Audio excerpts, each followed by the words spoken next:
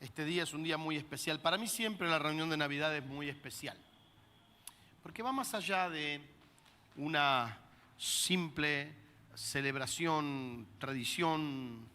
Para mí la Navidad tiene un significado muy profundo y aquellos que me conocen saben que yo la tomo muy en serio. Para mí la Navidad siempre es un tiempo de mucha reflexión. Y como siempre que llega diciembre, uno llega medio cansado, ¿vio? Entonces, cuando uno llega a diciembre, ¿cuántos llegan cansados a diciembre? ¿Verdad? Y el otro día le hablaba a un pastor, un compañero, amigo de muchos años, Toño.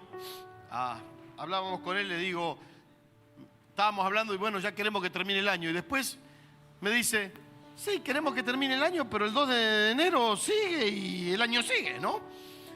Entonces, pero por alguna razón, cuando llega este tiempo, siempre es un tiempo de hacer cierta reflexión, ¿sí? Es un tiempo de pensar, es un tiempo de pensar en algunas cosas que son muy importantes. Y en la palabra de esta noche, yo la he titulado De tal palo, tal astilla. El refrán de tal palo, tal astilla se emplea generalmente en el idioma español para referirse a las personas que imitan o adquieren alguna característica o cualidad de sus padres o del entorno en el cual crecen o se crían. No sé si le pasa a usted, ¿no? Yo más de una vez me ha tocado ver el hijo de alguien, ¿no? A veces me ha pasado desde hace 10 años que he regresado a Argentina.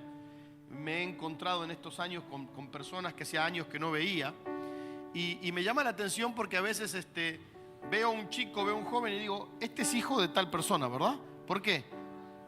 De tal palo, tal astilla. Los gestos, la manera de hablar, la manera de la cara, sus rasgos físicos, ¿no? Y significa, en el sentido explícito, que la astilla se desprende de un palo que va a tener por fuerza las mismas características de ella. De hecho, el significado implícito alude a las relaciones de semejanza existentes entre padres e hijos, ¿no? Llegábamos hace una semana atrás, era la fiesta de graduación de Franco, y cuando venimos llegando, de repente me dice Mariela, vamos a saludar a este profesor. Y yo me acerco al profesor y me dice, no me diga nada, usted es el papá de Franco. Me dice, sí, no me diga nada, usted es el papá de Franco. Usted es el papá de los Guzmán, ¿no? Porque en la escuela donde fueron ellos, ahí en Los Pinares, todo el mundo los conoce por los Guzmán. Bueno, usted es el papá de los Guzmán, ¿por qué? Y se ve que nos ven parecidos, ¿no? Hasta cómo habla me hace acordar a su hijo, me dice. Bueno, es así. ¿Por qué? Porque hay semejanzas entre los padres y los hijos, ya sea por herencia genética, por educación, por comportamiento, ¿no? Entonces, generalmente los padres se van a parecer a sus hijos en muchas cosas. Digo, los hijos a los padres, ¿no? En sus gustos, en su forma de actuar, ¿no? Se suele decir que lo que significa el dicho es que todo, de un modo u otro, se parece a su origen o aquello de lo cual proviene. Y hoy quiero hablarte de esto. Quiero hablarte de Cristo. Esta noche quiero centrarla en Cristo. Diga conmigo, Cristo. Yo le voy a pedir que cierre sus ojos allí donde usted está. Chicas que están sentadas ahí atrás, pueden venir acá, no pasa nada. Vengan a los asientos de aquí. Hoy es una noche familiar. Y quiero que cierre sus ojos allí donde está y empiece usted a pensar en Cristo. Esta noche está centrada en Cristo Jesús. Jesús es el motivo, la razón de la Navidad. Y Él es el regalo del Padre a un mundo perdido. En Navidad siempre se ven regalos o se hacen alusión a regalos. Quiero decirle que Jesús es el regalo del Padre para usted. Es el regalo del Padre a un mundo que estaba perdido. Y te quiero hablar de cómo encontramos la esencia y la plenitud divina en Cristo para nosotros. Te pido, Espíritu Santo, esta noche que hables a nuestros corazones. Espíritu Santo, llévanos a Cristo esta noche. Corría la mandila macaya, rabashuta ramacaya. Espíritu Santo, llévanos a Cristo. Cristo es lo que anhelamos, Cristo es lo que queremos, Cristo es lo que necesitamos, Cristo es lo que nos hace plenos. Llévanos esta noche a Cristo. Llévanos a Cristo. Amén. Amén. Y amén. Gálatas capítulo 4, versículos 4 y 5. Gálatas capítulo 4, versículos 4 y 5. Es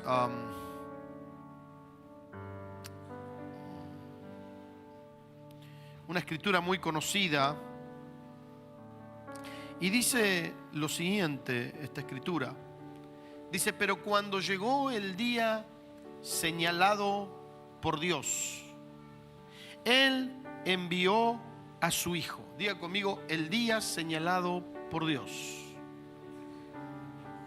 Él envió a su Hijo, que nació de una mujer y se sometió a la ley de los judíos. Dios lo envió para liberar a todos los que teníamos que obedecer la ley, y luego nos adoptó como hijos suyos. Mire, la palabra de Dios nos dice que hubo un tiempo oportuno. Hubo un día señalado. Algunas versiones dicen cuando llegó el tiempo oportuno, otras dicen cuando llegó el día señalado. Y hubo un tiempo que el Padre había planeado antes de la fundación del mundo, y tenía que ver con la redención.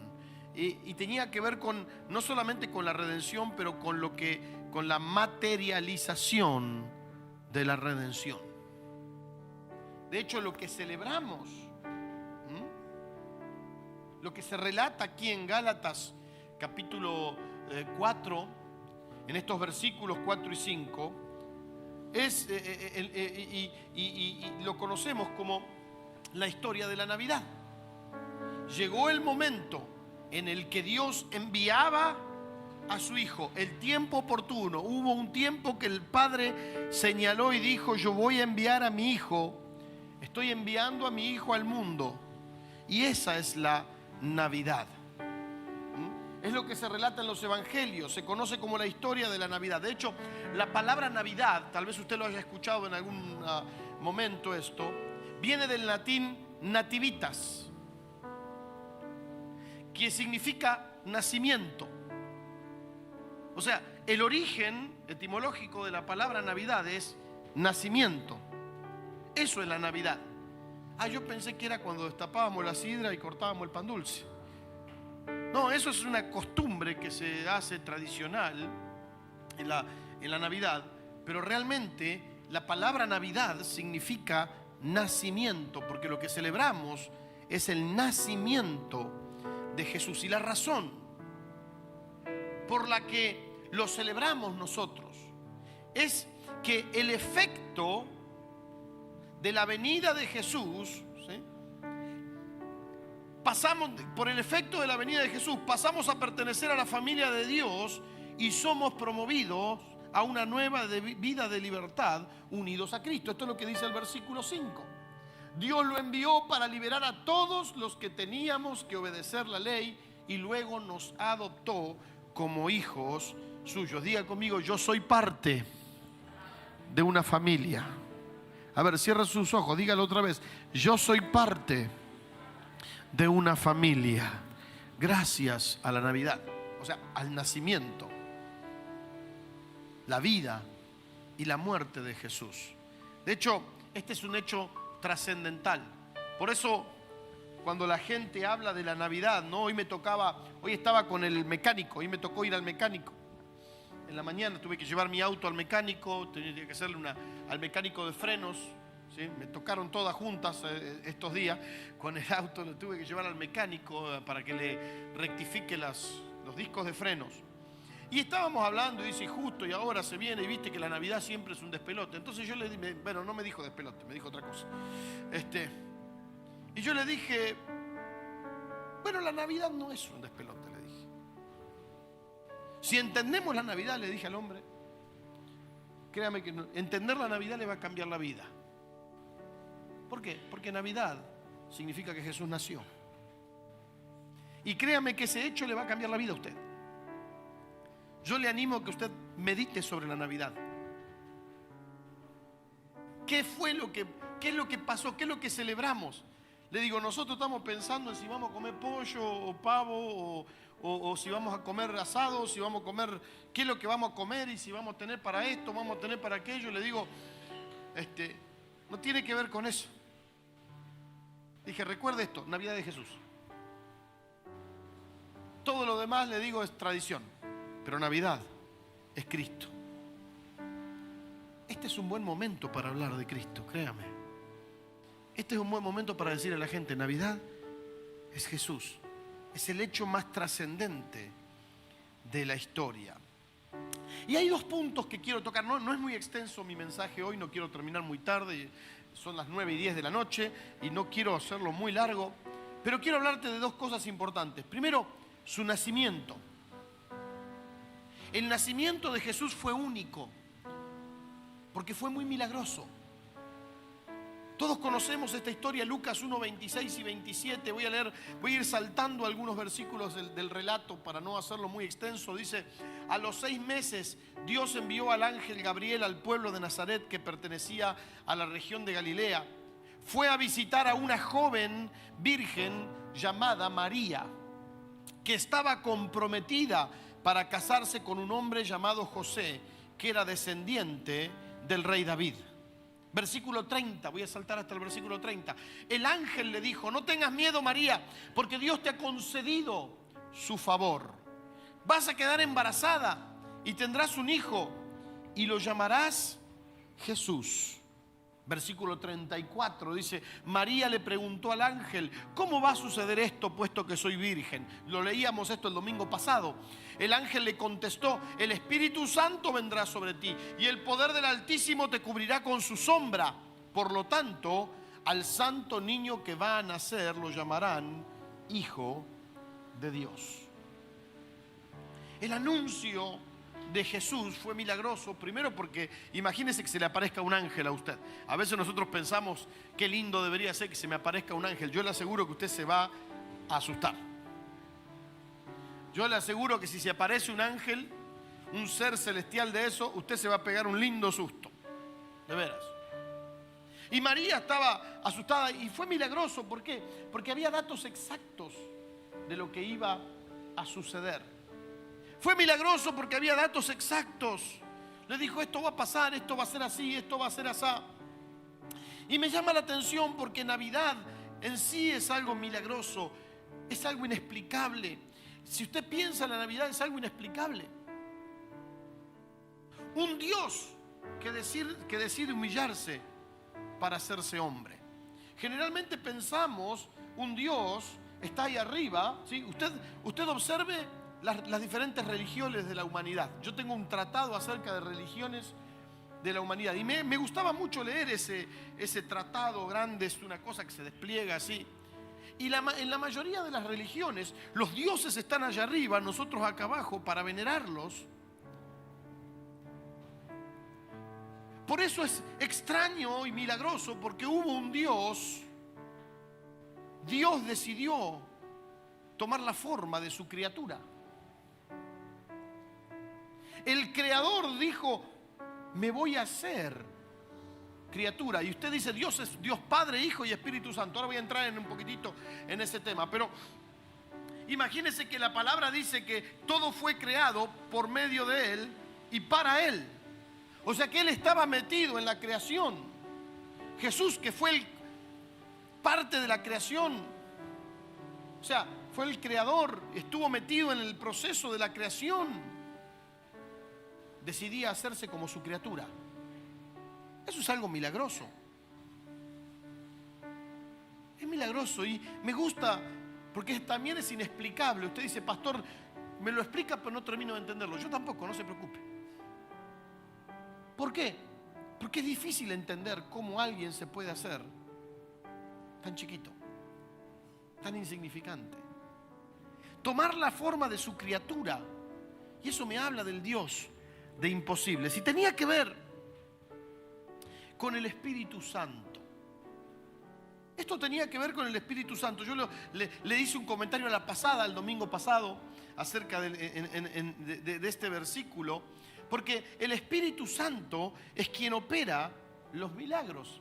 Cuando María le dijo al ángel, imagínense, va a nacer un niño y empieza a hablar de todo lo que el niño iba a hacer y con datos exactos. María le dice, ¿y cómo va a suceder esto? ¿Y cuál fue la respuesta del ángel? El Espíritu Santo va a intervenir. Y me gusta porque la historia de la Navidad, este nacimiento milagroso, me habla de el Espíritu Santo que opera milagros. Que no fue algo que sucedió antes, es algo que sucede hoy. Para nosotros también. Navidad es un tiempo donde podemos enfocar la fe en el Dios de lo imposible. No es solamente un tiempo donde nos vamos a juntar a cenar con amigos o con familia. Escuche bien, este es un tiempo donde usted puede pensar que si la Navidad fue algo milagroso, usted puede enfocar su fe en el Dios de lo imposible. El Dios que creó de la nada todo lo que existe. Aún hoy sigue obrando, y si te atreves a creerle a Él, no necesitas explicaciones ni entender nada.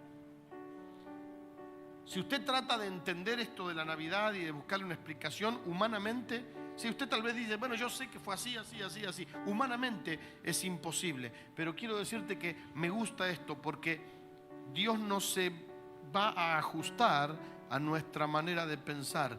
Dios es mucho más grande y la Navidad me habla del Dios de lo imposible, el Dios que hoy sigue obrando. Y créeme que cuando el pueblo de Dios se atreve a creerle a Dios, escuche lo que le voy a decir, no necesitamos que sea 25 de diciembre para tomar este principio. Si usted se atreve a creerle al Dios de lo imposible, no va a necesitar ni explicar nada, ni tratar de entender nada. Sencillamente, usted es candidato a vivir en lo sobrenatural. No lo puedo explicar, no sé cómo es esto, pero yo una cosa sé, todos los días hay un milagro en mi vida. ¿Por qué? Porque Jesús nació. Y si Él nació y fue un milagro tan grande, el mismo Espíritu Santo que lo hizo nacer, lo hizo meterse en un cuerpo humano, es el mismo Espíritu Santo que hoy puede hacer nacer cosas nuevas en mi vida. Es el mismo Espíritu Santo que hoy puede hacer nacer en mí todo lo nuevo. Su nacimiento fue único por lo milagroso. Navidad es la historia de un milagro. Su nacimiento fue único, pero también su muerte fue única.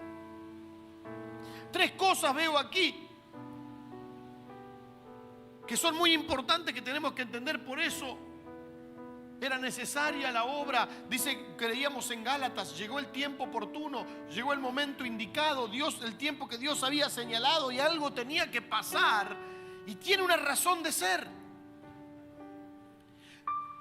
Primero, entiendo que necesitamos un Dios hombre. Diga conmigo, Dios hombre. ¿Cómo es esto? Sí, un Dios hombre. Lucas capítulo 2, versículo 11 dice, el Salvador, sí, el Mesías, el Señor, ese es el anuncio de los ángeles a los pastores, ha nacido hoy en Belén, en la ciudad de David. Mire, dice el Salvador. Esa palabra Salvador está con mayúscula, ¿verdad? El Mesías, el Señor. O sea, Él que es el Salvador, el Mesías, el Señor, nació hoy. ¿Pero cómo es eso que nació hoy? Sí, porque cuando yo te hablo de que necesitábamos un Dios hombre, por ser Dios tiene unas características, pero por ser hombre tiene otras. Y para ser hombre tenía que nacer un día. Necesitaba nacer. Mire, Dios le dio dominio al hombre. ¿Se acuerdan ustedes que cuando Dios crea al hombre, qué fue lo primero cuál fue la primera orden que le da Dios después de bendecir al hombre, después de crearlo? Dominen. Y le voy a hacer un poquito rápida la teología. Jesús tuvo que venir al mundo, ¿sí?, enviado por el Padre, porque el hombre perdió su dominio. El el hombre, la raza, la corona de la creación de Dios, que estaba hecha para gobernar en la tierra, perdió el dominio de toda la creación. Entonces, ¿quién tomó mucho de ese dominio? El diablo. De hecho, Satanás esclavizó al hombre por el pecado. Cuando el hombre peca, abre una puerta a través de la cual Satanás puede meterse y tomar dominio. Fíjese que la serpiente podía chamullar, pero no tenía dominio hasta que el hombre no pecó. ¿Sí me explico? La serpiente hablaba. Hablaba y hablaba y hablaba. Pero ¿cuándo es que Satanás toma dominio? En el momento que el pecado aparece en la vida del hombre. Y así como el pecado entró por un hombre, se llama Adán, la salvación llegaría por un hombre. Usted dice, no, pero Dios tenía que hacer algo. Sí, pero para materializar la idea de Dios hacía falta un hombre.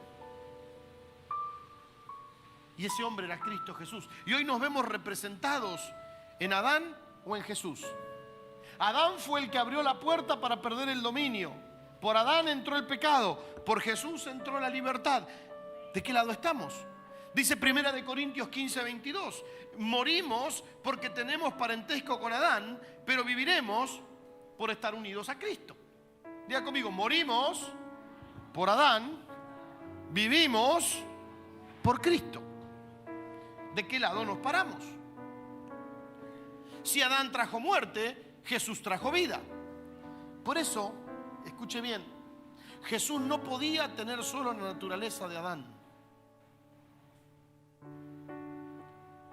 Jesús no podía tener solo la naturaleza de Adán, tenía que tener la naturaleza de Dios. Por eso tenía que ser un Dios hombre. Tenía que ser hombre para identificarse con nosotros, pero tenía que ser Dios, porque no podía tener solo la naturaleza de Adán.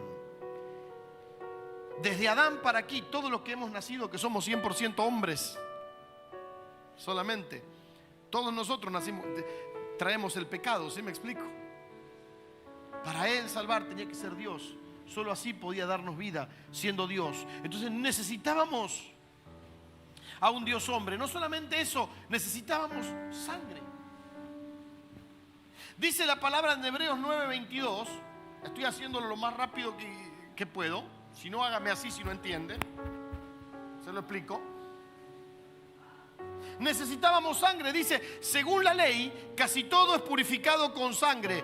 Pues sin derramamiento de sangre, diga conmigo, sin derramamiento de sangre no hay perdón. Dios no podía perdonar pecados si no había sangre derramada. Ni Adán, ni Eva, ni ningún otro hombre, sea muy bueno, cualquier héroe de la fe, Abraham, Moisés, David, que era el hombre conforme al corazón de Dios. Piense en el hombre que usted quiera. Ni Adán, ni Eva, ni ningún otro hombre nació sin pecado. O sea, después de Adán y Eva que pecaron, ningún hombre nació sin pecado. Ninguno de ellos estaban sin pecado. Por lo que la sangre de ellos no servía. También la palabra de Dios, no tengo tiempo para leerlo todo, dice que la sangre de los animalitos que mataban en sacrificios en el Antiguo Testamento tampoco podía limpiar de los pecados.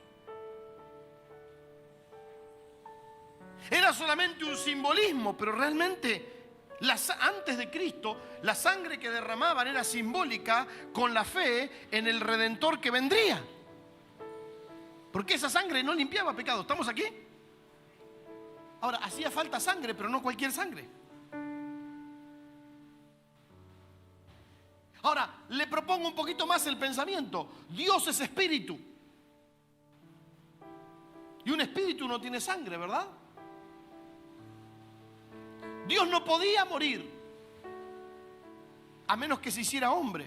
¿Por qué? Porque no había sangre, y sin derramamiento de sangre no hay perdón de pecados. Dios no podía morir, o sea, si no había sangre. Por eso Dios, el Hijo, se tuvo que hacer hombre ¿sí? Y para poder sangrar tenía que dar su vida y morir.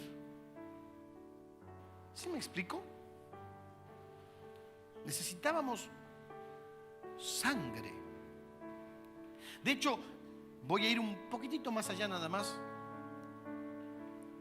No le puedo dar al 100%, pero la sangre de Cristo era sangre, sí, era sangre roja, así como la nuestra, pero tenía un origen divino, pero aparte era humana. No era mitad y mitad. No era un poquito divina y un poquito humana. Era divina y era humana. Era la única sangre apta para que hubiera perdón de pecados. Entonces el hombre sin pecado. ¿Cuál fue el único hombre sin pecado? Cristo Jesús, el Dios hombre. Era el único capaz de derramar sangre que realmente podía perdonar pecados. Pastor, es difícil entenderlo todo. Yo sé que es un misterio, pero solo déjeme apuntar este día hacia aquel que es la razón de la vida que tenemos. Cristo Jesús. Solo Él era capaz. ¿Por qué? Porque se hizo hombre y tenía sangre para derramar y que los pecados fueran perdonados. Y esto me lleva a otro punto más. Vimos entonces que su nacimiento era único por lo milagroso. Su nacimiento único iba de la mano de la muerte única. Siendo inocente se hizo culpable de todo. ¿Sí me explico? Y derramó su sangre para perdonar los pecados que él no había cometido, pero que habían cometido los otros. Que él no tenía culpa de ningún pecado. Sin embargo, él dijo: derramo mi sangre voluntariamente. Yo me cargo la culpa de todos. Tercero, el nacimiento único generó, escuche bien, el nacimiento único generó una revelación única. El nacimiento único generó una revelación única. Y ahí sí, de tal palo, tal astilla. Solo, escuche bien, solo a través de Cristo el Padre puede ser revelado. Solo a través de Cristo el Padre puede ser revelado. Lucas 1:32 dice que el ángel le dijo a María en la anunciación: él será un gran hombre y le darán el título de ¿qué? De Hijo del Altísimo. Dios el Señor lo hará rey, como hizo rey a su antepasado David. Escuche esto. Le darán el título de Hijo del Altísimo. Ese vocablo altísimo en Israel era un vocablo muy serio. Era una de las maneras de la que llamaban a Jehová. Una de las maneras en las que se referían a Jehová era el Altísimo. Dice, le darán el título de Hijo del Altísimo. O sea, el mundo reconocerá que Él es distinto, que Él es diferente. La gente de la tierra reconocerá que Él tiene la naturaleza divina. Por algo Colosenses 1:15, Pablo unos años después dice: nadie puede ver a Dios. Me encanta esta versión. Pero Cristo es Dios en forma visible. Él existe desde antes de la creación y es supremo Señor de toda ella. Jesús, que era el Hijo de Dios, representaba todo lo que el Padre es. ¿Por qué? Porque Él era Dios mismo. No era mitad hombre y mitad Dios. Era 100% hombre y 100% Dios. Pastores, ¿cómo me lo explica mejor? Mire, solo le puedo decir, era 100% Dios y era 100% hombre. No era mitad y mitad. No era un mix. Miren, los mormones, le voy a dar algunas acepciones que parecen pero no son. Por ejemplo, los mormones piensan que Jesús era un Dios, pero no el Dios verdadero. O sea, lo mencionan a veces como un Dios con minúscula. Uno más de tantos dioses. Pero no era el Dios verdadero. Los testigos de Jehová consideran que Él era una creación de Dios. De hecho, cuando uno lee, no sé si alguna vez te tocó, David, leer Juan 1:1 en una Biblia de los testigos de Jehová. Le cambian un par de palabras, parece lo mismo, pero le cambian todo el sentido. Piensan que Él era una creación de Dios. Los musulmanes dicen que Jesús fue un gran profeta puesto en comparación a Mahoma, o sea, a su profeta. O sea, más o menos lo ponen a la altura de Mahoma, o sea, lo están poniendo a la altura de un hombre. ¿Qué pensamos nosotros? Apréndalo esto porque es muy interesante. O sea, yo sé que muchos de ustedes ya lo saben, pero refrésquese este concepto. Jesús era Dios hecho hombre. Era, escuche bien, el hijo terrenal del Padre Celestial, pero a la vez es el hijo celestial de una madre terrenal, María. El hijo terrenal de un Padre Celestial, pero a la vez el hijo celestial de una madre terrenal. Ese era Jesús. Eso es Jesús. Mateo y Lucas, si usted lee los evangelios de Mateo y de Lucas, le van a hablar del nacimiento humano de Jesús, o sea, cómo nació en la carne. Sin embargo, Juan nos habla de Cristo eterno, que siempre existió. Por eso a los primeros 3 evangelios, Mateo, Marcos y Lucas, le llaman los evangelios sinópticos, y Juan está visto desde otra plataforma. Todo es palabra de Dios, pero Juan lo enfoca desde otra parte. El Cristo eterno, dice Juan capítulo 1, versículo 1. Antes que nada existiera, ya existía la palabra. Y la palabra estaba con Dios, porque aquel que es la palabra era Dios. Escuche, Él estaba con Dios en el principio. Y este juego de palabras es muy interesante. Él ya estaba con Dios en el principio, cuando Dios creó todo. Ya estaba con Dios. Por eso si usted se encuentra una vez con alguien y le dice, no, Jesús fue creado, Jesús era un Dios menor. No, Él estaba con Dios en el principio, ya existía la palabra. Y aquel que es la palabra era Dios. Y el versículo 3 dice, por medio de Él todas las cosas fueron creadas y no existe nada que Él no haya que. Ahí está. Él es el creador. También es creador. En Él estaba la vida y la vida también. La vida era también la luz de la humanidad. Escuche bien, Cristo no empezó con María aquel día en Belén cuando vimos hoy la representación. Cristo ya existía y era la imagen del Padre desde siempre. Mire, usted y yo no existíamos. Escuche esto. El mundo que usted conoce no existía. En toda la creación, ya voy a terminar, no existía. Usted y yo no existíamos. Nada de lo que hoy es visible existía. Y dice la palabra en el versículo 4, en Él estaba la vida. Y la vida era también la luz de la humanidad. Usted y yo no existíamos. El hombre no existía, no había pecado. Y Él ya era la luz que la humanidad necesitaba.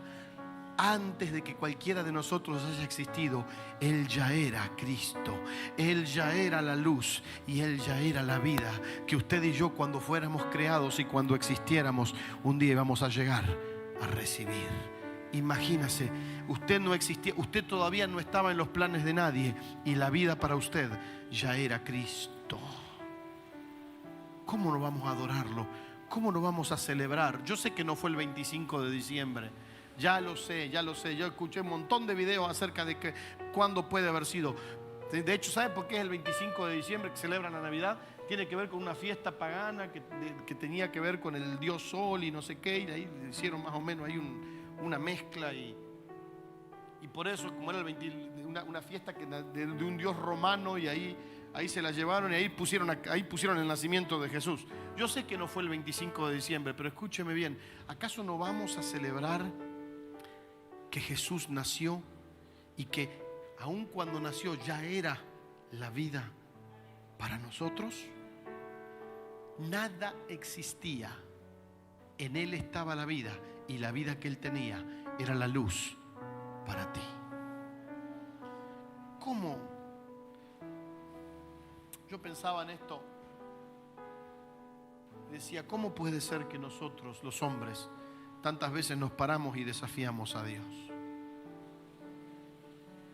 ¿Cómo puede ser que una criatura tan limitada se para y vive su vida creyendo que sabe más que Dios?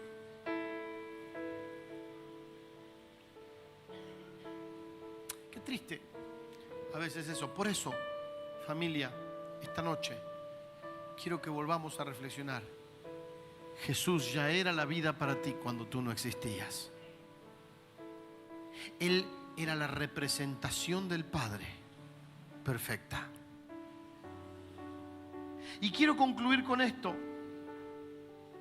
Jesús es lo que tú y yo necesitamos, porque Él es Dios. Mire lo que le dijo Felipe un día a Jesús. Esto es Juan capítulo 14, versículo 8 y 9. Felipe le dijo: Señor, déjanos ver al Padre y con eso nos basta. No entendía nada Felipe. Tampoco nosotros entendemos mucho y créame, a veces estamos igual o peor que él. Jesús le contestó: Felipe, ya llevo mucho tiempo entre ustedes y todavía no me conoces. El que me ha visto a mí, ¿qué dijo? ¿También qué? Ha visto al Padre. ¿Cómo puedes decirme déjanos ver al Padre? Mire, conocer a Cristo es lo más alto, lo más sublime, lo más grande a lo que el hombre puede aspirar. Y le digo más, conocer a Cristo no es hacer una oración de 15 palabras que le repetimos a alguien que nos dice hace esto. Conocer a Cristo es mucho más. ¿Sabe cuánto tiempo le va a llevar a usted conocer a Cristo? La eternidad, no solo toda la vida aquí en la tierra. La eternidad no le va a alcanzar. Conocer a Cristo es lo más alto, sublime y grande a lo que usted y yo podemos aspirar. Mire, todo lo que somos, podemos y tenemos está en Cristo. ¿Por qué a veces el hombre, y me incluyo, los hombres tratamos de hacer nuestra vida dejando de lado a Cristo? Yo no me explico a veces por qué lo hacemos. Y me lo digo a mí mismo, ¿por qué somos tan duros a veces?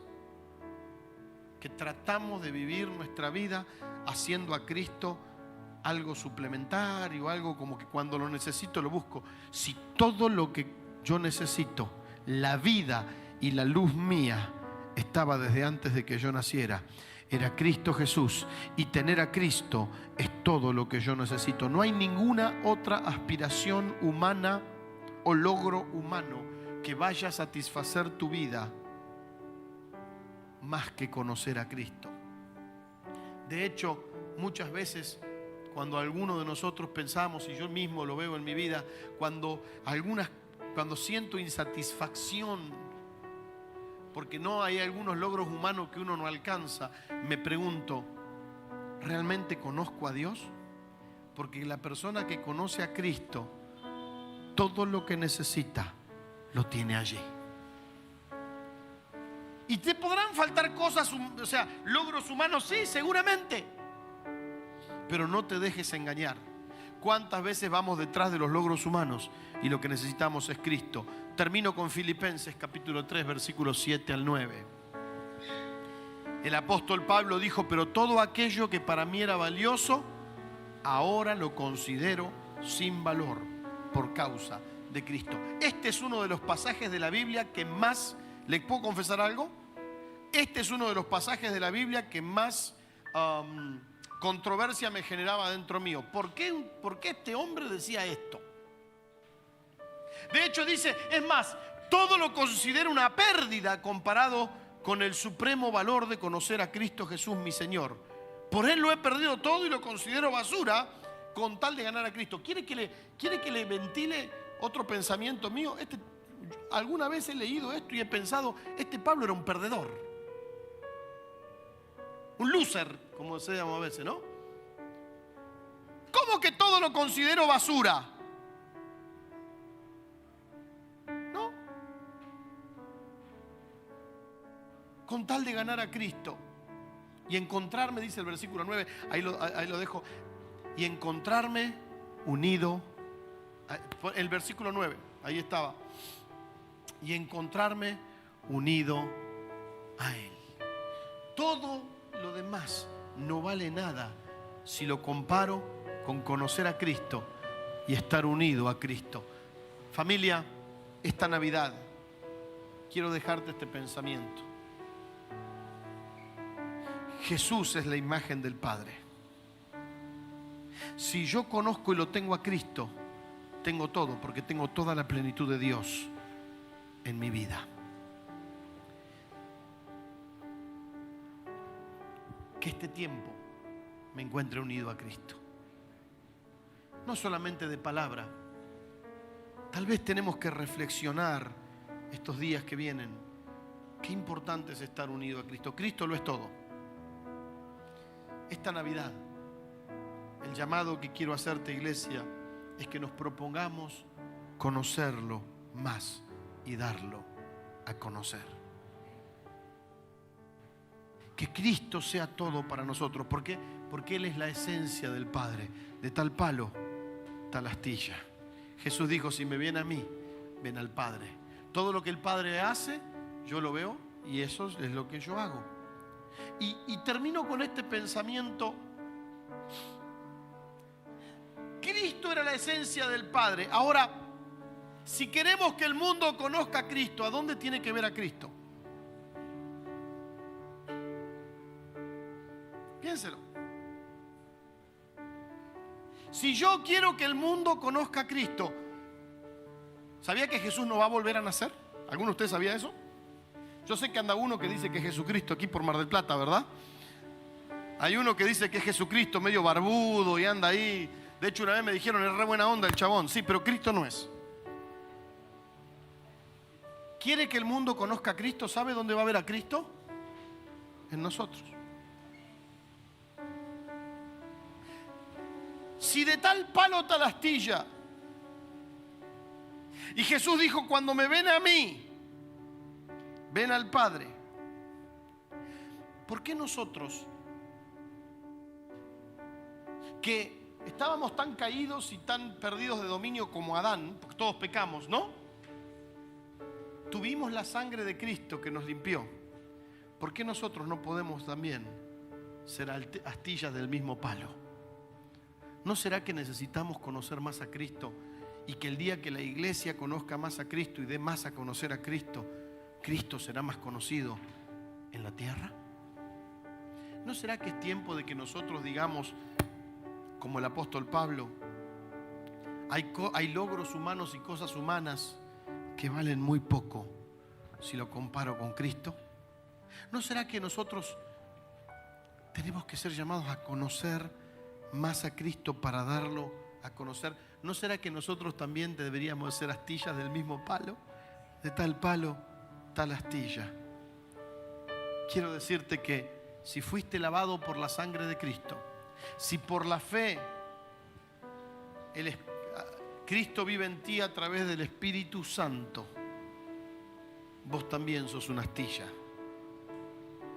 Vos también sos una astilla del palo. Vos también sos un hijo de Dios. Cristo, dice la palabra, es el primogénito entre muchos ¿qué? ¿Entre muchos qué? ¿Sí estamos aquí o ya quiere que termine? Ya termino, ¿eh? No lo molesto. ¿Es el primogénito entre muchos qué? La iglesia es parte de la misma familia de Cristo y gracias a la sangre de Cristo fuimos limpios. Y hoy nosotros somos los que tenemos que dar a conocer a Cristo. Que esta Navidad seas vos también quien da a conocer al Padre. Cierra tus ojos donde estás.